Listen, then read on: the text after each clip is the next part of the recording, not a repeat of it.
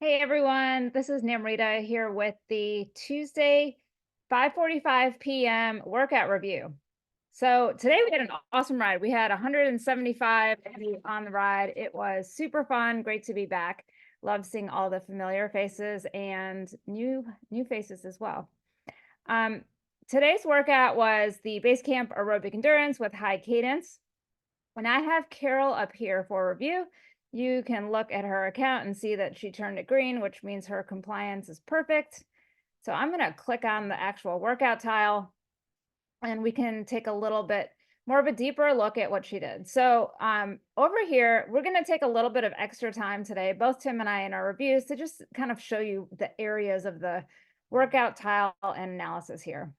So you can see the difference between the planned and completed workout metrics. So we planned an hour, she wrote an hour 3. So there's sometimes a difference in the group workout and the way it's programmed in Zwift. There's a slight variation sometimes in the warm up and the cool down. And so that's why you see there might be a couple of minutes difference between the Training Peaks file and the Zwift workout if you're doing the group workout. No big deal. Planned TSS was 43 and completed was 39. And you can see the planned intensity factor was 0.66 and Carol did 0.61. And you can see your heart rate metrics and power average and max down here. So I'm actually going to look more into the actual workout file, and I'm going to do that by hitting this blue button up here that says Analyze. So I'm going to go into Carol's workout file.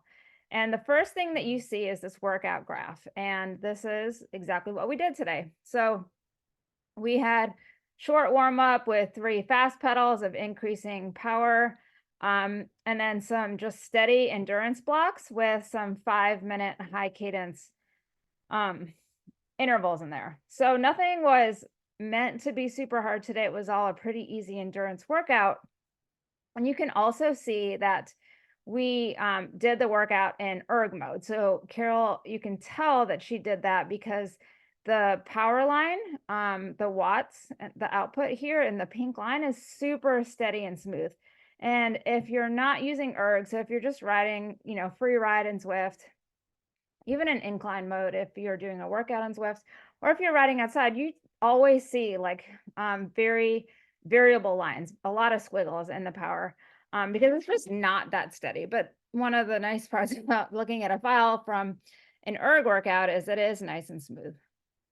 So anyway, the workout, you can see the structure in the background. So you've got the dark blue and the light blue. That is the whole workout range. So each range that we're in for each segment has a pretty wide power target. So let's say here for this endurance segment, her target was 97 watts to 115, and her actual was 101. So honestly, you can be anywhere in this range and still get the intended stimulus from the workout, assuming that your zones are set correctly. Now, some of us have taken a long break, and so maybe we intentionally were riding in the end or the lower end of the zone. Totally fine. If you had logged into Zwift early and dropped your FTP, maybe you found yourself actually in just the mid end of the range. Totally fine either way. I think today was all about just getting back on the bike and kind of feeling the effort. And we did kind of coach you through that. We didn't want it to feel hard. Yes, there were times where you could feel maybe like harder breathing or higher heart rate, but the effort was meant to be easy today, and that was intentional. So you have those big ranges to work within. And if you're in erg mode, you can always dial the bias up and down. And we'll talk you and coach you through that more for the next coming workouts. So Carol did a great job of getting the workout done. I'm going to go ahead and actually just hide the workout background. So I do that by selecting this little bar icon and just selecting hide. So now we're just looking at power. And again, you can see exactly what we did in the workout today. Perfectly done. So the instructions, other than using erg, was to vary your cadence. And so I'm going to select RPM and show cadence here. In these 10-minute steady state windows, we really just suggested to use comfortable cadence. Just get used to that, comfortable pedaling, fairly low RPE or rating of perceived exertion. And then when the power target increased for the 5-minute intervals, we wanted you to increase that target by increasing your cadence. And you can see that Carol did exactly that. It does look like the cadence is, a little bit more variable, but again, I think that's just an artifact of not having it smoothed out. So if we smooth it here a little bit, you can see she's really just within a couple RPM. So in the higher cadence, she is around 95. That's what we were trying to target. And you can see her natural cadence, her comfortable cadence is kind of like in the 80s. She does pick it up a little bit. It looks like she's trying to play around with what feels comfortable. And that, again, if you haven't been riding indoors on Zwift, can be totally natural.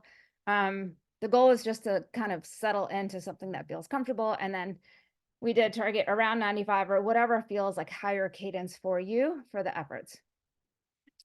So why were we doing that? Let's go back just one step for the purpose of the workout.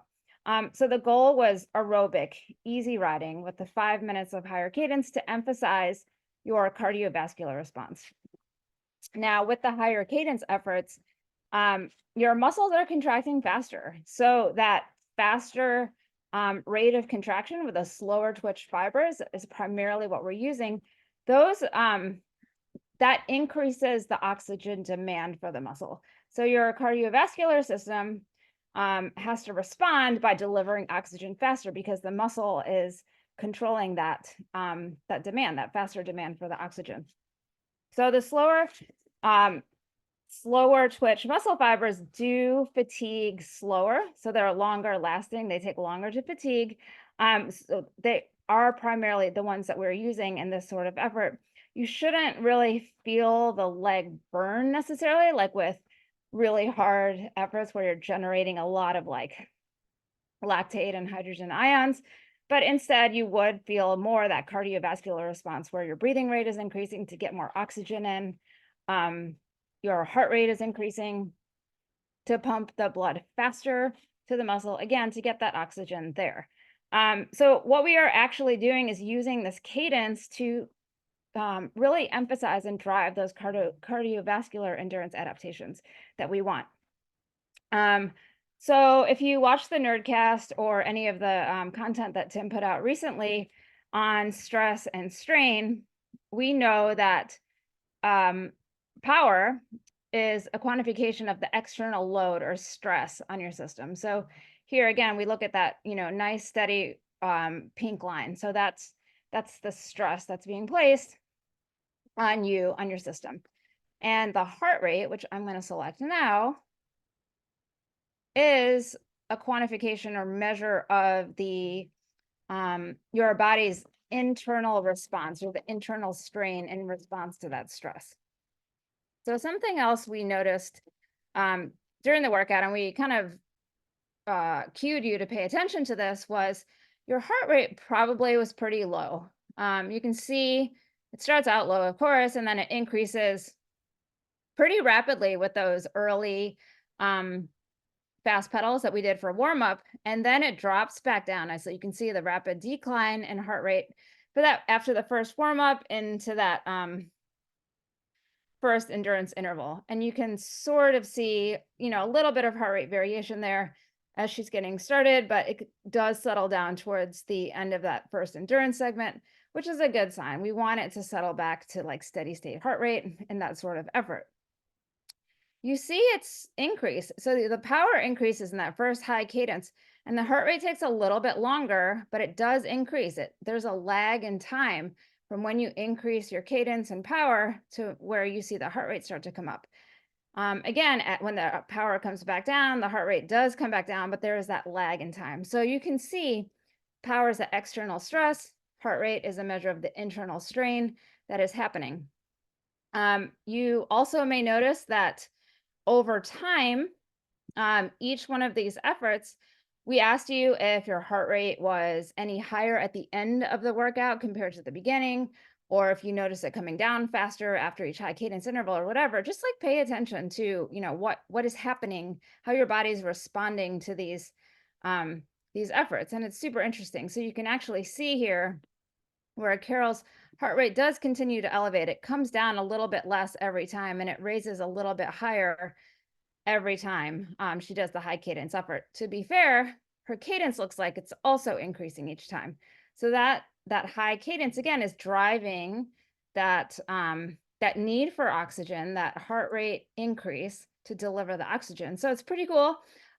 Everything is functioning as intended, and she got a great workout with the intended response. So Carol, great job. It was wonderful to see you, and we will see you guys Thursday. If you have any questions on this review or about executing the workout, please ask us either on the blog. You can post a comment and it'll come right to me, or you can ask in the Facebook group where everyone can also have a chance to learn.